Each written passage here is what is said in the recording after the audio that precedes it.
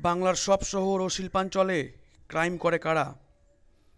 ইতিমধ্যে প্রকাশিত হওয়া ক্রিমিনালদের তালিকায় সঞ্জয় রায়, বিকি সাউ, জয়ন্ত সিং এরা কোন রাজ্য থেকে এসছে?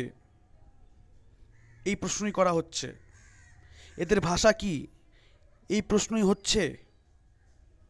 এক রাজ্য, এক ভাষা আর এক পেশা, ক্রাইম।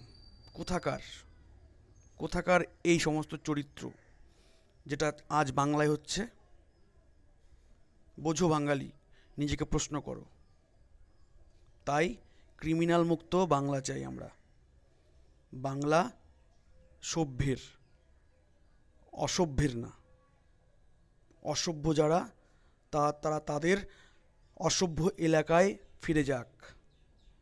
জয় বাংলা।